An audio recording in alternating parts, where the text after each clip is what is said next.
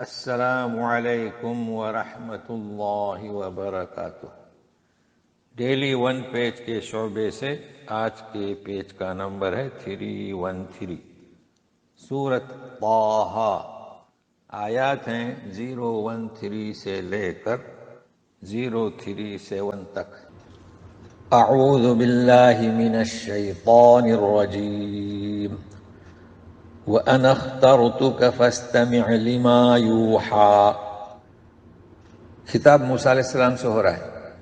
گزشتہ صفحہ سے جڑ جائیے گا۔ وادی مقدس طوا پر موسیٰ علیہ السلام آ چکے ہیں۔ تو اے موسیٰ، ہم نے آپ کو اختیار کیا۔ فَاسْتَمِعْ، غور سے سنیے جو وحی آپ کی طرف کی جا رہی ہے۔ تو اس میں نوٹ کر لیں، ایک ہوتا ہے فَاسْمِعْ، فا تو خیر حرف ہے، اسمع سمع یسمع، اور یہاں تا کے اضافے کے ساتھ۔ تو سمع یسمع کی معنی سننا، سنیے، اور تا کے اضافے کے ساتھ غور سے سنیے۔ اننی انا اللہ لا الہ الا انا فاعبدنی واقم الصلاۃ لذکری۔ بے شک یقیناً میں ہی اللہ ہوں، میرے سوا کوئی معبود نہیں، میری عبادت کیجیے اور قائم کیجیے نماز کو میری یاد کے لیے۔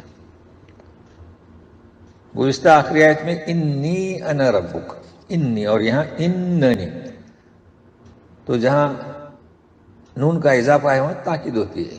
باقی معنی میں کوئی فرق نہیں ہوتا ہے، لیکن یہ کہ پڑھنے ہم فرق کو ملحوظ رکھیں، جہاں انی ہے وہاں انی پڑھیں، جہاں اننی وہاں اننی پڑھیں۔ یہاں غور طلب بات یہ ہے کہ فاعبدنی، میری عبادت کرو، اور نماز عبادت میں شامل ہے، مگر پھر بھی خصوصی ذکر کیا جا رہا ہے، جیسا کہ طریقہ سنت کلام پاک میں دیکھیں گے۔ فرشتوں کے ساتھ تنزل الملائکۃ والروح، جبرائیل امین کا خاص کر ذکر کیا جاتا ہے۔ تو نماز کی بڑی اہمیت واضح ہو جائے، اس وجہ سے اس کا خصوصی ذکر کیا گیا ہے۔ اور جو شخص عبادت کرتا ہے تو نماز بھی عبادت ہے، اور کوئی بھی عبادت کرے اللہ کی یاد ہے۔ اب ایک دوسرا مفہوم بھی بتا دیا گیا ہے اس یاد کا، یعنی کہ جب بھی تجھے یاد آ جاؤں تو نماز پڑھ لے، یعنی جیسے کہ بخاری نے حدیث درج کی ہے نبی کریم صلی اللہ علیہ وسلم سے کہ جب کوئی شخص نماز سے سو جائے یا بھول جائے تو اس کا کفارہ یہ ہے کہ جب بھی اسے یاد آ جائے پڑھ لے۔ تو بہرحال اللہ کی یاد اور نماز اور عبادت، اسے ملحوظ رکھیے گا۔ اب مشرکین اور منکرین قیامت کے وقوع کا انکار کر رہے تھے، حساب و کتاب کا، اس کا ذکر ہے۔ ان الساعۃ آتیۃ اکاد اخفیہا لتجزا کل نفس بما تسعی۔ یقیناً قیامت آنے والی، آتیۃ اس میں فاعل فیمیل، میں اسے راز میں رکھوں گا۔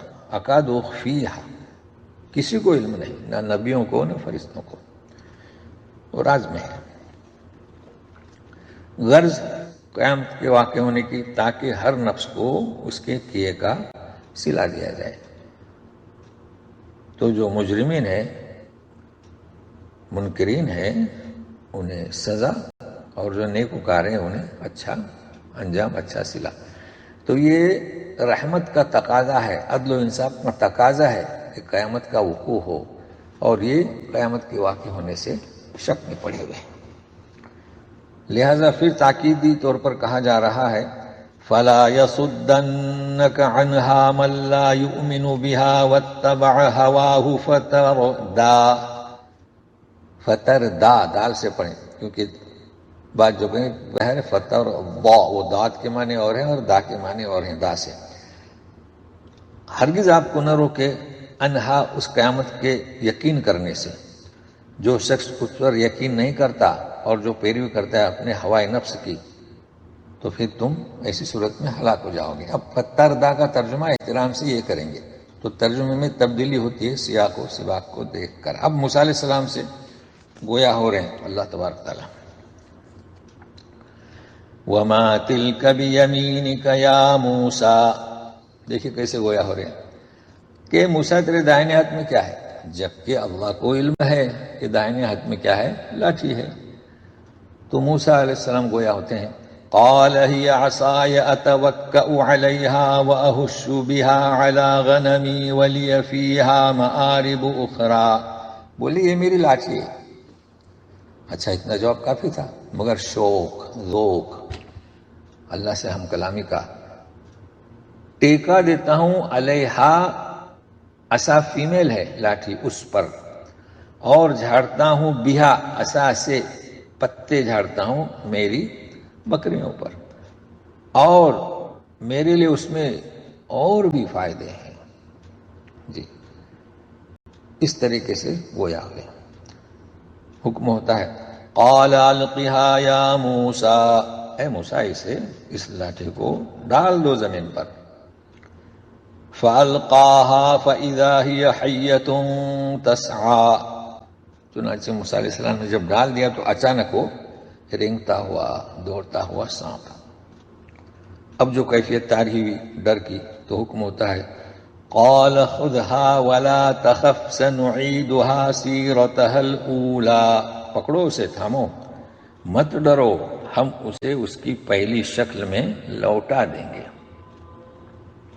تو ایک معجزہ ہوا، عصا پھینکو تو سانپ بن جائے، پھر اسے پکڑو تو لٹھیا بن جائے. اب دوسرا معجزہ وَضْمُمْ يَدَكَ إِلَى جَنَاحِكَ تَخْرُجُ بَيْضَاءَ مِنْ غَيْرِ سُوءٍ آيَةً أُخْرَى. وضم یعنی ڈال دو اپنا ہاتھ اپنی بغل میں. جنا کہتے ہیں سائٹ پر، پرندوں کے پر، تو یہ بازو، چونکہ بغلیں بازو میں ہوتے ہیں تو اس لیے جنا کا لفظ استعمال کیا گیا ہے. تو نکلے گا روشن ہو کر بغیر کسی عیب کے، مطلب ہے کہ اس میں کوئی بیماری نہیں رہے گی. اور یہ دوسری نشانی آیتن، اور ایک نشانی، یعنی یہ دو معجزے موسیٰ علیہ السلام کو عطا کیے گئے سب سے پہلے. اور یہ کہا گیا کہ لِنُرِيَكَ مِنْ آيَاتِنَا الْكُبْرَى، تاکہ ہم ہماری بہت ساری نشانیاں ہیں بڑی بڑی، وہ سب آپ کو دکھائیں. اب حکم ہوتا ہے اذهب إلى فرعون إنه طغى، جائیے فرعون کی طرف، اس لیے کہ اس نے سرکشی اختیار کی ہے. تو یہاں ہم پڑھ رہے ہیں اذهب. عربی پڑھنے والے دیکھیں گے کہ تیسرے حرف پر الف زال ہا پر زبر ہے، تو ہا پر زبر ہوگا تو اسے زیر دیا جائے گا اذهب. اور اگر تیسرے حرف پر پیش ہو تو پیش دیا جائے گا. تو انتظار کیجئے، مثال آ رہی ہے.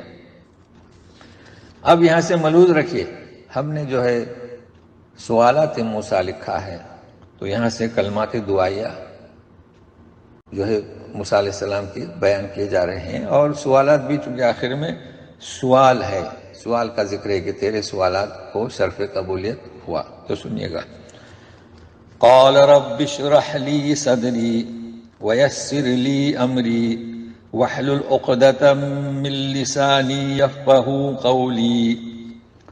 بولے کہ میرا سینہ کھول دے، میرے معاملے کو آسان کر دے، میرے زبان کی گرہ کھول دے تاکہ وہ میری بات کو سمجھ سکیں. تو یہ انہوں نے کیوں فرمایا؟ اس لیے کہ بچپن میں انہوں نے بجائے کھجور یا بجائے موتی کے انگارہ اٹھا لیا تھا، اس کی وجہ سے زبان میں لکنت پیدا ہوئی تھی. اس وجہ سے یہ دعا کر رہے ہیں، چونکہ شروع میں فرعون کے دربار میں ہی پرورش پائی ہے موسیٰ علیہ السلام نے. تو جب اللہ تبارک تعالیٰ نے فرعون کے پاس انہیں پیغام دینے کے لیے بھیجا تو وہ انہیں اس بات کا احساس تھا کہ وہ بڑا جابر ہے، متکبر ہے. پھر ان سے بھی فرعون کے ہاتھوں ایک شخص کا قتل ہوا تھا، اس وجہ سے یہ کلمات دعا کر رہے ہیں. لیکن اب دوسرا دعا کے ساتھ سوال بھی کر رہے ہیں. وہ ہے کس کا؟ ایک رشتہ داروں میں سے، اور نام بھی بتایا تھا ہارون، کہ میرا وزیر بنا دے. تو سنیے گا وَاجْعَل لِّي وَزِيرًا مِّنْ أَهْلِي ہارون اخی اشدد بِهِ أَزْرِي. میرے لیے میرے گھر والوں میں سے ایک مددگار، وزیر کر لیں، ہم وزیر کہتے ہیں. نام ہارون میرا بھائی، میری اس کے ذریعے کمر کس دے. تو دیکھیے دال تیسرے حرف پر پیش ہے تو اشدد. اب یہاں جو ہے آپ یہ وزیر کہا گیا ہے، تو تاکہ آپ کو اس پر جو ہے کیا معلومات فراہم ہو. سورہ نجم میں 38 پر آپ جائیں گے، اللہ تزر وازرۃ وزر اخرى، جی، کہ کوئی بھی شخص کسی دوسرے کا بوجھ نہیں اٹھائے گا. تو وزیر کے معنی کیا؟ بوجھ اٹھانے والا. تو میرا بوجھ اٹھانے والا، یعنی میں جا رہا ہوں اس منصب کو ادا کرنے، تو میرے ساتھ میں کوئی میرا تھوڑا سا بوجھ اٹھائے، یہ مراد ہے وزیر کی. اور میرے وَأَشْرِكْهُ فِي أَمْرِي، اور میرے کام میں شریک ہو. كَيْ نُسَبِّحَكَ كَثِيرًا، تاکہ ہم تیری کثرت سے تسبیح پڑھیں. وَنَذْكُرَكَ كَثِيرًا، اور تاکہ ہم تیری یاد زیادہ کریں یا تیرا ذکر زیادہ کریں، کثرت سے کریں. إِنَّكَ كُنْتَ بِنَا بَصِيرًا، تو ہمیں خوب دیکھنے والا ہے. تو جواب ملتا ہے قبولیت کا. قَالَ قَدْ أُوتِيتَ سُؤْلَكَ يَا مُوسَىٰ، تمہارے سارے سوالات اب اوتیت دیے گئے، مطلب ان کا جواب یا قبول کیے گئے. تو اس بنیاد پر ہم نے عنوان دیا ہے کہ موسیٰ علیہ السلام کی سوالات. تو کلمات دعائیہ بھی لکھ سکتے ہیں اور سوالات بھی لکھ سکتے ہیں. وَلَقَدْ مَنَنَّا عَلَيْكَ مَرَّةً أُخْرَىٰ، آخر کا فیمیل اخرى، ہم نے تم پر احسان اور دفعے بھی کیا تھا. مننا، اب وہ احسان کیا ہے؟ یہ آیت اگلے صفحے سے جڑی ہوئی ہے، جی. تو وہ بچپن میں جس طریقے سے انگارے کا ذکر کیا اور اب یہ انعامات ہوئے، ہارون علیہ السلام کو بھی شریک کر دیا گیا، تو بچپن کا ایک اور احسان اگلے صفحے میں ذکر ہو رہا ہے کہ جس وقت ان کی ماں جو ہے خوفزدہ تھی، حکم ہوا تھا کہ بچے کو تابوت میں رکھ کر دریا میں ڈال دو. تو اس کا ذکر آئندہ صفحے سے ہوگا انشاءاللہ. تو جو ہم نے لغت بتائی ہے فاستمع اور فاسمع، یعنی سمع اور استماع، اس میں فرق کو ملحوظ رکھیں، سننا اور غور سے سننا. اسی طریقے سے وزیر اور کچھ گرامر بتائے کہ جب بھی تیسرے حرف پر پیش آئے گا تو پیش لگائیں، اور زبر زیر آئے گا تو زیر لگائیں، مگر یہ کس پر؟ سیغہ امر، اذهب، جاؤ، اشدد، کمر کسو میری، یہ خیال رکھنا. باقی الذی پر نہیں، الذی پر تو ہمیشہ زبر رہتا ہے. ہاں، تو اس کا خیال رکھیں. یہ جو قاعدہ ہم نے بتلایا فعل امر کا، فعل امر کا، پھر اس کے علاوہ جب اس کے خلاف آپ کو نظر آئے گا تو سمجھ جائے گا کہ یہ فعل امر نہیں ہے، اور پھر ہم اس وقت آپ کو بتائیں گے. تو پھر کل ملتے ہیں. السلام علیکم ورحمۃ اللہ وبرکاتہ.